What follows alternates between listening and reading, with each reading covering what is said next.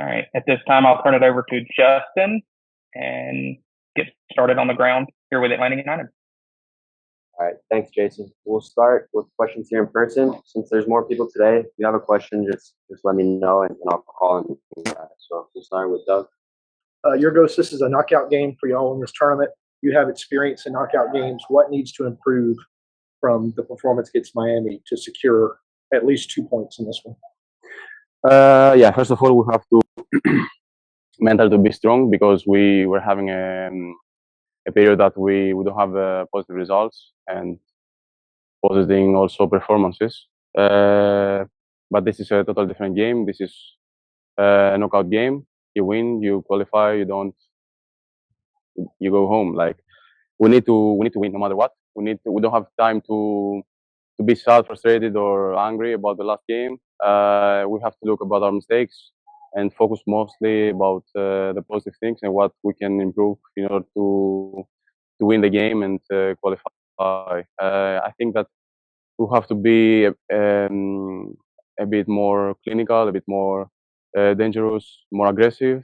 I mean, we've discussed already with the lads, and we hope for the best. We try to overcome this period, and I think we are.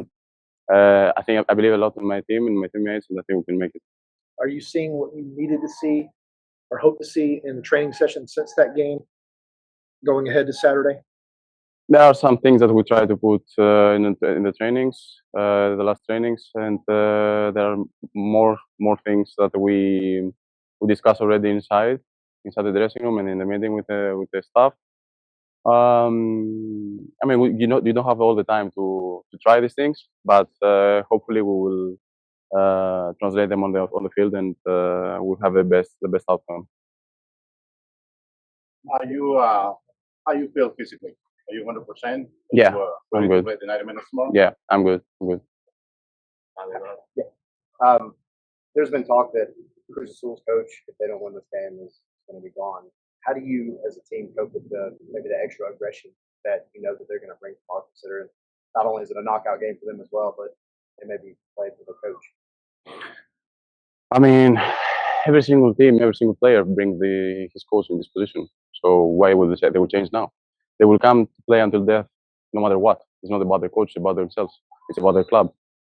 And we will do the same. We don't focus on the other team. We just focus on our things and our mistakes and on our positive things. So I guess they will be 100%. They will give everything, and that's what we'll do. What were the positives from the Miami match? Well, you can find like great, unlimited positive things when you lose 4-0. Some things that we found positive is about some tactics that we analyzed on the meetings, and of course they were not perfect, but we try to hang up from something that is going to give us the motivation to keep going and to improve some such things. I can tell that we try to. We were there until the last third of the game, or the last third of the pitch, but in the last pass we were missing out, and that's something that we always do. We'll always be there. We have to be more focused. We have to be more efficient and more clinical in order to score some goals again and to find our confidence, because it's also a matter of confidence when you are losing some games. You know, it hurts you mentally, and that's something that is the most important for us. That we have to find it and win it back. The clip put out a video if you get a chance to reunite with a couple of your friends, and I wanted to ask first off how important that was for you, and second, how have you adjusted to being in the States, being away from a lot of family and friends? The only thing I'm missing so far was my family, nothing else. I have everything here. My family is happy. The environment is very good. The club really made me feel like I'm a member of their family. The only thing I'm missing, because it's too far away, it was my family and my best friends. We were together since school, since 5 years old. So they're like brothers to me. I would give my life for them. So even when I had some very, very difficult times in my life, they were there for me. And I'm so proud that, it's not easy to have some friends that you can say, you know what, I'm going to give my life for you. It's not easy. I've seen that in my family. They don't have friends. That was very emotional because it was a great push that I had. I needed, and I refreshed my mind. I'm really happy. And you know what? Just left 3 months until I go back. So it's different when you're talking about 8 months to 3 months. So it was really good. All right, then Jason, we'll send it to Zoom for a few questions. All right, thanks, Justin. As a reminder, if you've got a question on Zoom, please raise your hand and we'll call on you. First, we will go to John. Thank you, Jason. Georgios, I thought one of the things you guys did do well against Miami is you had 13 crosses, so you were able to at least create the chances. As you said, you need to be a little more clinical. Do you think maybe being a little sharper with your movement, getting into the space they may give you a little quicker, getting yourself into better spots? Do you feel like that'll be some of the keys to this match where you'll be able to finish those chances that you do create? Yeah, well, everything plays its role. It's also the cross to be in the right spot. It's also the movement. It's a combination of things that we had it, and it's, as I said before, it's also about confidence. If you're confident, wherever you go, the ball is gonna come. When you're losing some games, you're losing also some of your confidence. You're trying to do things that they don't really translate in something positive and with a good outcome on the field. So yeah, everything plays its role. All right, next we'll go to Sergio. Yeah, thank you very much. Good morning, sir. Sergio Venegas for Deportiva.com, Mexico City. What is the advantage that you have over Cruz Azul for this game? And I wish you the best luck for the tournament. Our biggest advantage is that first of all we will play in front of our fans. We want to make them happy because they are not really happy the last games, and they were always there for us. So we're gonna have this extra push from our fans, and hopefully also if we score fast, then it's gonna be an extra advantage. It's gonna be our 12th player, and also I think I would say are willing to come back to the positive results. But as I heard in the question before, their manager is also in a difficult position, so they will come all in, and it's gonna be a game that no one's gonna be satisfied with less than a win, because that's the only way to qualify. As a reminder, media members on the Zoom call, if you'll just use the raise your hand function, we'll get to you in just a second. Next question will go to Orlando.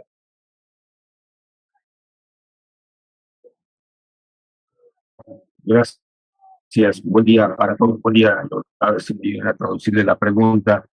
¿Qué tan complicado va a ser el partido de mañana contra Cruz Azul, más allá de que ustedes los dos equipos se juegan el pase a la siguiente ronda? Perdón, ¿puedes repetir la pregunta, por favor? Sí, claro. ¿Qué tan complicado va a ser el partido de mañana, más allá de que los dos equipos se juegan el pase a la siguiente ronda? Porque mañana es un partido de ganar o ganar, no queda otra parte para poder acceder a la siguiente ronda. Just how difficult do you expect the game to be tomorrow, aside from the fact that everyone knows it's either win or go home? Yeah, these games I think also have to decrease or even minimize our mistakes, our personal mistakes, because this is one game, and that's all. You cannot afford to concede some goals. You have to focus first of all to give the zero in behind in defense, and then score up front, and that's how you qualify. It's gonna be a really difficult game. We know it's a very good team. We will try to impose our intensity. You know that very well that when we play in our stadium, I can see that we are a totally different team. Our play style is totally different, more positive, more aggressive. Of course, it's gonna be a difficult game, but I think that if we stay focused, we can manage our goals. All right, thank you, Yorgos, and that'll end our time here with Yorgos. And give us just a second, and we'll have Gonzalo Pineda join us.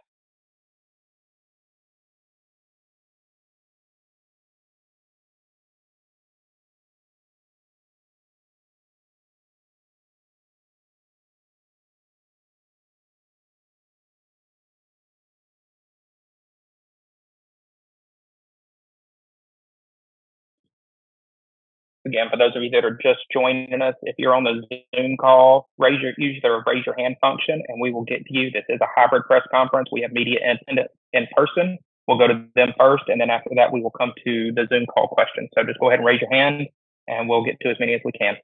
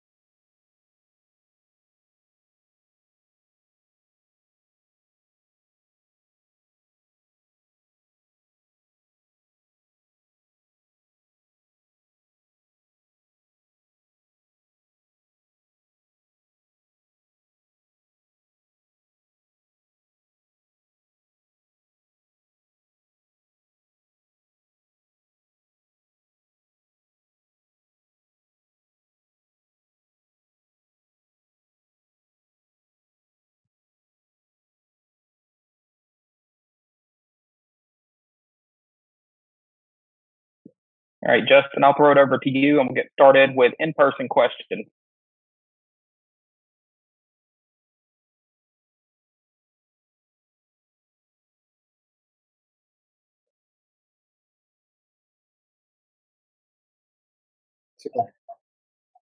No.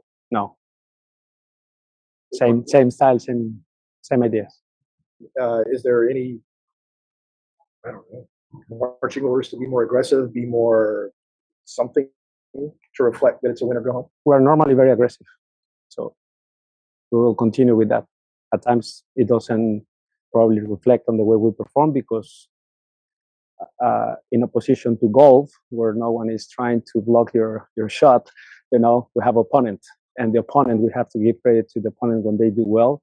But the intention for us is always to be aggressive and to be on the front foot. That's always the intention, not always manifested as that in the games because of different circumstances or credit to the opponent. But we will continue with that theme of trying to be aggressive every time we're on the field. After the Miami match, you talked about some of the offensive highlights that the team had, hitting the post with run in, getting in a position to win a penalty kick. Are those some of the things that you can build off of for Cruz Azul? Of course. I think we know exactly what we didn't do well in that game. We know what we did very well as well, and we will build on that, and we'll try to correct the mistakes that we had. We felt that the chance from Miguel in the second half, the chance from Edwin Mosquera, two actually, one with the left foot, one with the right foot in a transition moment, one from Thiago in the first half, a shot from the D that went very, very close. The penalty, obviously, but they create a very good chance there with Miguel. A couple crosses from primacy zones that we were not, finding the movements or the players. We were not connecting well from our primacy zone crosses, but we were getting there in a very good place where we were building very properly, I would say. So there are many positives there. Of course, we know we have to do better in how we press, our defensive shape, our triggers to be more aggressive, maybe, yes. It has to be more clear when and how we're going to press. And be together on that and be more aggressive in certain moments. But I think we know what type of game we're going to face against Cruz Azul as well. What's the number one thing you've got to be better at than you were against Miami in this game? probably more clinical on both boxes. I would say that the big majority of the goals came out of individual mistakes. So in those moments, that's how the game is defined, is little moments in final third in the box. Attacking wise, we have to be more clinical in our chances, our crosses, our shots. We have to be better on that, finding the better decisions and the better executions. And the same on the other side, like we have to be more solid defensively, individual mistakes, try to work by the principles that we talk all the time. And yeah, that's what we need to do better.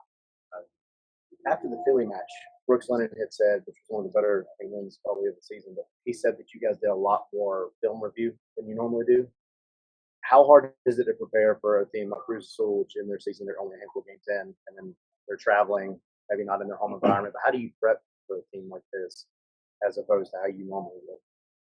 Yeah, it goes a lot in how many days you have to work and to prepare, and that I think yes, I think I agree that in some games when we have the time and also we don't have too many changes, so we can really digest or assess the last performance because we have the same lineup, the same players. So a couple of things there. That's why the difference is in between weeks when we prepare a bit more film and when less.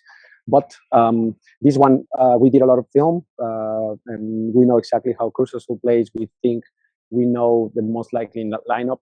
Tuca is a coach that normally doesn't change too much his lineup. He's very consistent with that. Might do one or two based on the injuries that they had the last game, but I think it's going to be pretty consistent. So we know that. We watched the film. We watched our film. We watched a couple more tactics and movements that we practiced today. So I think that the team is ready. And also, just to piggyback on that, there's been talk that Cruz Azul's coach, they don't win tomorrow, might be on the way out. Like that's a little short. But how do you prep the team for that kind of maybe? Have a lot of respect for Tuca. He's a legend in Mexico. He comes from my own club, Pumas. He was champion the last time he played. He scored a fantastic goal against Club America and a free kick, and he gave us the title. So I have a lot of respect since that day. I was watching that game, and since then I fall in love with Pumas. So it's a good memory I always have. And then the next tournament, he was the coach, the head coach for Pumas. So, and since there, he never stopped his career as a coach since 1991. So he's a legend in Mexico, and I respect that. And whatever is around and that surrounding Cruz Azul, I have a lot of respect and admiration for Tuca for it. Jason and Diego. I have two. The first one, Tristan Williamba, you've had him for about a week or so in training. Now that he's been eligible, how is he integrated into the group, and is he ready to play minutes? Yeah, he's been better. Actually, if something, the plan was him playing some minutes against Inter Miami due to the circumstances. And, at some point with the 4-0, I tried to rest a couple extras just for this game. So that's why he didn't play, but he was ready. And actually, the plan was him playing. So the same applies for this one. Like if I see appropriate, he can see minutes for sure. How many we will see depends on the game. You mentioned the little moments, and that's been kind of a recurring theme, those mistakes that have happened. As a coach and as a staff, how do you guys, because it's not a tactical breakdown, it's not a way of playing, it's an individual mistake. How do you guys handle that and try to correct it? Is it repetition in training? Is it conversations after? Is it all of the above? It's all of that. I would say it's all of that. And I would say football is not black or white. Football is not, 100% for sure. You do this, you're going to win. There are tendencies, there are probabilities, there are things that common sense said you have to do. So we do all of that. We do film review, we go on training, we work on them, we try to boost the confidence of the players. We have to also tell them what we are doing bad, so we correct it. So we're doing all of that, but ultimately for me, it's again something that for me is a recurrent theme, is the consistency of the team. The consistency of the team, like whenever I feel like we are consistent in the lineups, in the options that we have, I think the less likely we're going to make mistakes. Because some of that is at times the discoordination in the back line because it's a new back line, or because we don't have now, 3-4 players that we used to have, and that changes a lot. The way we press, the way we defend, the way we are in the lower block, the characteristics of those players, how they were helping us in some ways. Now we have to adjust to other guys. and that takes time. So I think that part of all of those mistakes come out of the lack of consistent lineups and options we have had throughout the year for different reasons, injuries, international breaks, now transfers, whatever. And I would say that it's not all on the players. They are good players. We are very happy with the players we have. It's more about consistent lineups, trying to have a system in place, and we repeat, and then we start to do better. So unfortunately, because of all these moving parts for my side, I haven't been able to give this, but I've been talking about this since long time ago. I told you this since last year. At some point, I want to have consistent lineups to really, everybody knows each other details. So the center back know what to expect from the other center back, and the center back knows what to expect from the left back because they've been there through 10 games in a row. And that cohesion is what I feel like we're lacking a little. Diego, Gonzalo, ¿cómo? Yeah. Bien, Diego, muchas gracias. ¿Te dio tiempo para planificar un partido tan distinto al que jugaste frente al Inter Miami, sobre todo con las características de cada uno del equipo? Rara vez tienes tiempo en este trabajo, digo, rara vez. A veces incluso tienes una semana larga, muchas veces no tienes tiempo para trabajar todo lo que te pasa por la cabeza. Uno tiene que ser muy selectivo en cuál es el mensaje para el equipo, cuáles son las 2 o 3 cosas que son más importantes para este partido. Creo que en ese sentido logramos el objetivo como coaching staff de poner mucho énfasis en las 2 o 3 cosas que hay que prestar más atención y creemos que el equipo está preparado. ¿Cuáles son esas? Estar más coordinados a la hora de apretar, estar más coordinados y que cuando vamos todos y con mucha intensidad, no podemos ir separados. Ser más decisivos en el último tercio, tratar de ser más limpios en el último tercio y conectar mejor en los pases, sobre todo creamos 13 centros y muchos de ellos muy peligrosos, de zonas muy peligrosas, digamos, y no pudimos conectar. Y a veces estábamos 2 contra 2 dentro del área y no pudimos conectar con ninguno. Estos detalles tenemos que mejorarlos y, por supuesto, los detalles individuales de atención en ciertas jugadas muy puntuales que cometimos errores de concepto y nos costó el partido. ¿Y cambia la realidad este tipo de partido donde el que gana avanza? ¿Cambia la planificación, la cabeza del jugador, tu cabeza? Probablemente, es difícil decirlo, creo que para nosotros, siempre lo hemos dicho, para nosotros es ganar o ganar, siempre, de local o visitante, para nosotros es ganar o ganar. Entonces es difícil decirte hoy más, hoy menos, siempre para nosotros es ganar o ganar. No, nosotros nunca hemos entrado a un partido diciendo el empate estamos bien, nunca les he dicho a mis jugadores, muchachos, el 0-0 no sirve, nunca. Siempre hemos ido a ganar a esto y siempre tomando la iniciativa, tratando de tomar la iniciativa en los partidos. Entonces, lo que sí te diría es que este partido puede ser un gran entrenamiento también para después los playoffs, ¿no? Porque la idea es entrar a playoffs y en los momentos de playoffs esta presión, esta tensión de el que gana avanza es muy bonita y es una presión especial.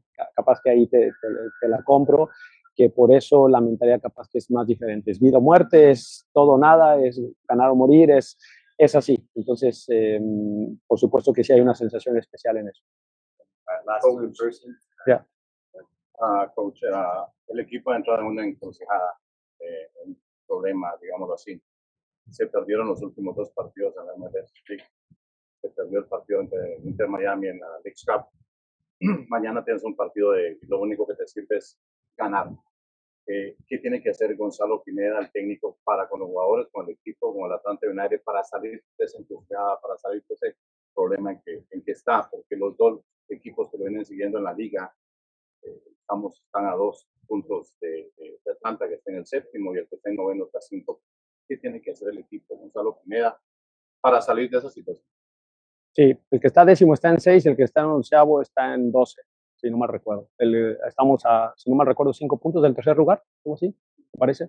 Creo que entendemos que el momento que vivimos estos últimos 2 partidos no fue bueno, sobre todo en los resultados, hablo de la liga, los resultados, porque sigo creyendo que contra Nimbra no jugamos mal. Creo que llegamos muchísimas veces y una vez más con los errores en los primeros minutos que nos pusieron en contra, pero todo lo demás del partido fue nosotros dominando y nosotros creando ocasiones de gol, que incluso al final tuvimos como recompensa un gol que si ha llegado antes creo que estamos hablando de otro resultado. Después contra Orlando creo que tampoco sí es un mal partido, nos enfrentamos un muy buen equipo, Orlando es muy buen equipo, nos jugó de tú a tú acá en casa, pero nosotros también lo hicimos y también generamos ocasiones contra Orlando. Entonces, creo que no se están haciendo malos partidos, incluso sé que me pueden llamar loco y todo, pero contra Miami no creo que sí es un mal partido. Yo soy el primer crítico cuando hacemos malos partidos, incluso cuando ganamos contra Chicago en casa, les dije hoy no jugamos nada bien, estoy muy poco contento con el rendimiento, aunque ganamos. Soy muy crítico con mi equipo cuando no se juega bien. Y este partido creo que fueron malos errores individuales, sobre todo en momentos claves, minuto 5, minuto 14, 15, por ahí antes de los 20 nos meten el segundo gol, pero lo demás fue, creo yo, que cuando nosotros teníamos la pelota éramos peligrosos y llegábamos a muy buenas zonas en la cancha del rival. Entonces, hay muchas cosas rescatables y lo único que tengo que hacer, ¿cuál es mi rol? Porque la pregunta fue, ¿qué tengo que hacer para salir de esto? Es darle a los jugadores las herramientas para salir de este bache. Las herramientas tácticas, las herramientas técnicas en cuanto a, en este momento, cuál es tu rol, en este momento, qué es lo que esperas del compañero, y una vez que sabes lo que esperas del compañero, qué espera el compañero de ti, y estas interrelaciones estén muy claras para ellos. Y creo que está. Y la otra es la parte mental, que tengo que poner a mis jugadores con confianza. De nada me sirve a mí venir acá y estar con cara triste, con cara alargada y decirles, muchachos, estamos muy mal. No, porque es un partido, como dices, vida o muerte, ganamos este partido, estamos en la siguiente fase y quién sabe, ¿no? A veces así se marcan las historias y terminamos en primero, ¿no? No muy lejos, el Mundial pasado Argentina perdió el primer partido, todos hablaban de que ya era un gran fracaso y todo esto y terminaron campeones del mundo. Hay historias así y uno se aferra a esas historias porque creo que estamos muy cerca en muchos aspectos de ser un muy buen equipo. Ahora tienes el equipo completo, coach, y en Miami empezaste con línea de 3 o línea de 5, con los dos laterales, ¿verdad? Línea de 5 que hablábamos el otro día. Pero en el segundo tiempo cambiaste a línea de 4. Y se vio mejor el equipo en el segundo tiempo que en el primero. Con línea de 4 cambiaste en el transcurso del partido. No, ninguna de las dos. No hice línea de 5 en ningún momento. Yo vi 3 centrales atrás. ¿En qué momento viste a los 3 centrales? En el primer tiempo. Sí, pero ¿en qué momento? ¿En qué situación? ¿En qué escenario? Cuando Messi atacaba, que llevaba el balón con Robert Tyler por la izquierda, yo vi como una línea de 3 atrás y los dos laterales por los lados. Ok. So, era Abraham, Purata, Miles y Brooks, línea de 4. Él estaba jugando de extremo izquierdo. Pero en posesión de balón salimos con línea de 3. Esa es la confusión en esa transición de la salida con línea de 3. De repente se veía como una línea de 3 con Abraham, Miles, Purata en la línea de 3 y ya Brooks es verdad que alargaba, pero cuando teníamos la pelota era línea de 3 y cuando la perdíamos era línea de 4. Así fue el planteo del partido pasado, entonces los jugadores la tienen clara cómo cambiar de esa, pero así fue. ¿Has trabajado en eso? Sí, por supuesto. Por supuesto, a raíz de que, una vez más, cuando inició el torneo teníamos un equipo, ahora tenemos otro, probablemente al final de las transferencias tengamos ciertas diferencias en el equipo que tenemos, pues uno tiene que ajustar como entrenador, pues uno tiene que ajustar por las características que tenemos y empezar a ver qué es lo mejor. Cuando se fueron algunos jugadores, uno empieza a tratar de evaluar qué es lo mejor dentro de la idea, porque la idea es la misma, tratar de acomodarnos de mejor manera, ¿no? Pues estamos en ese ajuste, estamos en ese momento de ajuste de cómo podemos funcionar mejor con el equipo que tenemos hoy en día. Es muy diferente al que inició el torneo. Doug, last one in person, then we'll go to Zoom. The transfer window closes in a few days. Does the team still expect to get these last couple of signings done in time? Ask Carlos about that, not me. I don't talk about transfers or anything like that. Okay. So you said y'all have frequent conversations as well. I have frequent conversations, but the one that can announce or not announce anything is Carlos, not me. So transfers is not me. All right, Please. Jason, we'll take Thank 2 or you. 3 on Zoom. Yeah, thanks everyone. For those on Zoom, go ahead and raise your hand and we'll call on you. We'll start with Sergio. Gracias, buenos días, Sergio Venegas para Deportiva.com. Gonzalo, buenos días, te saludo desde la Ciudad de México. ¿Cómo ves? Me acuerdo que Ricardo Ferretti en la conferencia postpartido dijo que solo le faltó meterle gol al Inter de Miami porque tuvo muchas aproximaciones. ¿Qué opinas tú de cómo le vas a jugar al equipo de Cruz Azul? Sobre todo porque los delanteros requieren meter gol y le dijeron un ultimátum aparentemente a Ricardo que si no pasaba a la siguiente fase, pues le darían las gracias y te deseo éxito en el proyecto.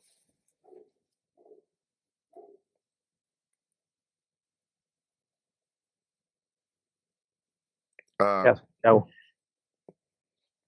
Sergio, sí la entendí, pero no la quiero contestar, no es cierto. ¿No? Perdón, Sergio, Sí. Al final se cortó un poco y no te entendí, pero creo que... ¿Quieres que la repita? ¿Quieres que la repita? No. ¿No? Ok. No, a ver, era un poco de lo que dijo Tuca, de que al final no metieron los goles contra Miami, que fue lo único que les faltó, y después este rumor que sonó o algo así, ¿no? Acerca de eso. ¿Esa es tu pregunta? Sí, del ultimátum que le dieron si no pasaba a la siguiente fase, le darían las gracias. ¿Qué es tu opinión de esa situación? Y pues obviamente la primera, te agradezco y éxito en el torneo. Bueno, la primera, creo que la lectura que le dio Tuca a ese partido que jugaron contra Inter Miami, creo que es la correcta. Incluso también escuché la conferencia de prensa de Tata Martino y la corroboró, dijo que era lo adecuado. De hecho, incluso Tata reconoce que ese partido, Cruz Azul, merecía la victoria. Eso lo dijo también Tata Martino. Entonces estoy de acuerdo con los dos. Creo que fue un partido donde Cruz Azul el primer tiempo tuvo muchas ocasiones de gol y no la pudo meter. Y bueno, después la calidad de Messi se impuso. Y después en el otro, la verdad es que ningún comentario. No me gusta a mí opinar primero que nada del rival, especialmente si no es algo positivo. Y lo que decía un poco en inglés lo voy a decir ahora, ¿no? Que si algo tengo por Tuca Ferretti es respeto y admiración. Para mí es una leyenda en el fútbol mexicano. Y comentaba una anécdota, ¿no? Desde aquel 90-91, que fue la última vez que Tuca Ferretti pisó una cancha de fútbol como jugador, anotó un golazo contra Adrián Chávez en América en la final que le dio la victoria a Pumas después de muchos años. Y desde ahí yo quedé enamorado de Pumas. Entonces, yo recuerdo a Tuca así, y después tomando el equipo inmediatamente después de ese partido y siendo el entrenador, y de ahí prácticamente no ha parado desde el 91 hasta esta fecha. Entonces, si algo puedo decir de Tuca, es que fue un grandísimo jugador, ha sido un grandísimo entrenador, y le tengo toda mi admiración y respeto, y las cosas que se digan en el entorno, todo esto, no puedo opinar de ello por la admiración y el respeto que le tengo a Tuca Ferretti.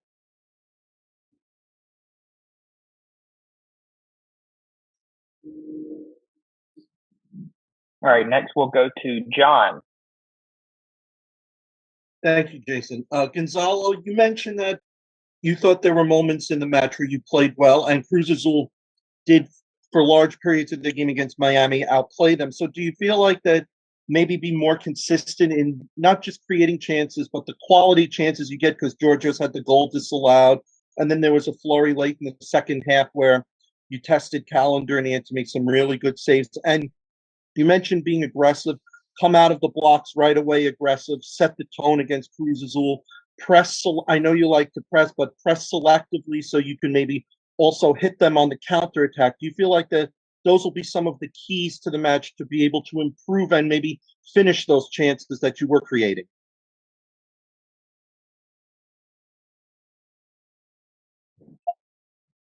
The question cut off. John, do you mind repeating that, please? No problem. No problem. What I was saying is, you did have some, as you said, some good chances in the match, and you do now being at home. You mentioned that you like to be aggressive. Do you feel like maybe coming out of the block, setting the tone right away, being aggressive, pressing as you like to do, but selectively pressing smart? You did have 13 crosses, maybe being more consistent. Georgios had the goal disallowed first half, and then you had a flurry late against Miami in the second half, and they outplayed Miami for large portions of their match. Do you feel like being more consistent in the chances that you create, to getting the quality chances, maybe getting in space a little quicker, being sharper with your movements? Do you feel like those will be some of the keys to the match that'll maybe help you finish those chances that you were creating? Yes, I think I understood pretty much everything. I hope I did. I would say that I agree 100% with everything you said. Like, we try to be selective in our pressing against. Are we okay? Okay, we try to be selective in our pressure against Miami, basically because of the quality they had. So the idea was always, trying to be close to Busquets, and from there start the pressing triggers on their center backs, and from there shift over and try to be aggressive. Obviously, it didn't work exactly as we wanted. I would say that also it's not like many times we were broken out of their possession, and most of the goals came out of transition moments. The first, the second, and the fourth goal came out of transition. So to me, I would say that we didn't really fail on that, but we didn't succeed because we didn't regain the ball in the areas that we wanted to regain it. But it's not like we were broken. Now, with that saying, I agree with you that at home we try to be the same, aggressive away and home, but at home it's a little bit that necessity to really dictate the tempo and impose our way of playing. We have to be aggressive when we press. We have to be aggressive when we have the ball. We have to be proactive on what you just said, creating more consistent, clear chances for our nines, for our wingers, for our attacking midfielders. And then the clinical part will come. That's where we have to be clinical. That's where we have to be sharp on our movements and our connections, our decision making, and of course in our final execution on goals. So I would say I agree pretty much in everything you said. Those are the keys. All right. Thank you, Coach. Thank you, everyone, for joining us today. And just a reminder for those of you in person and on